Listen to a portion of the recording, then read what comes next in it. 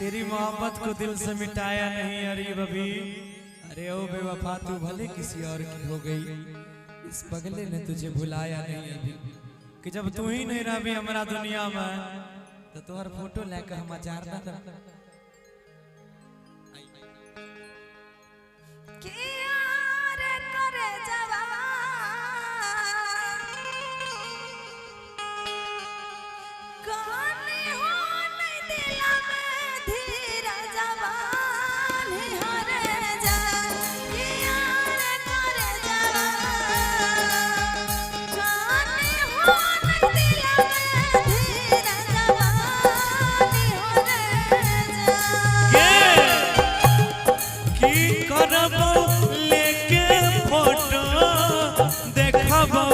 दर्द भरी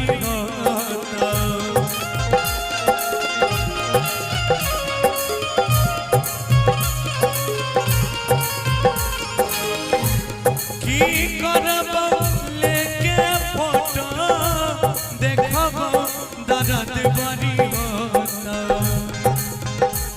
की आगे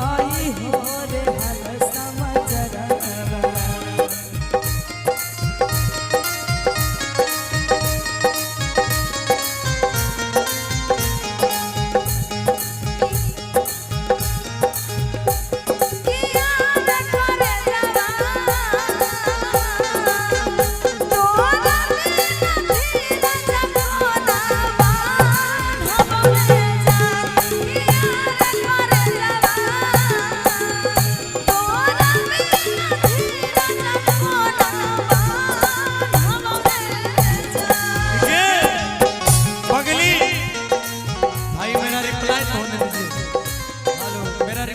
उसके बाद म्यूजिक होगा तभी हम तोरा करिया बैठे। ठीक है पगली, एगो कहावत याद कर लो कि तेरी मोहब्बत ने मुझे बदनाम कर दिया, मैं बड़ा सीधा सच्चा था मुझे सरेआम कर दिया। तेरी मोहब्बत ने मुझे बदनाम कर दिया, मैं बड़ा सीधा सच्चा था मुझे सरेआम कर दिया। अरे तुमने तो इस कदर तोड़ा है मुझे कि मुझे मेरे माँ बाप के नजरों में भी नाकाम कर दिया। कि अब जब तू ही नहीं रही तो तोहर नंबर लेके की करबो, की करबो लेके नंबरवा छोड़ी चली जइबो संसारवा।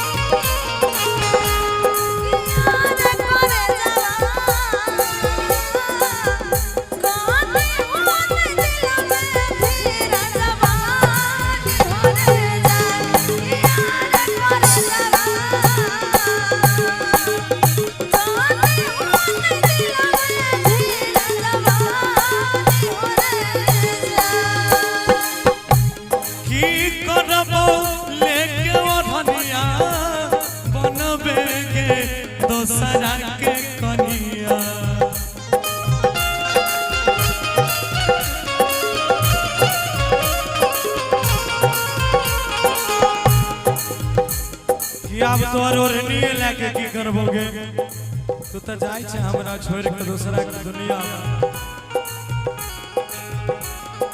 ठीक है कितने टका बो की करबो लेके ओढ़निया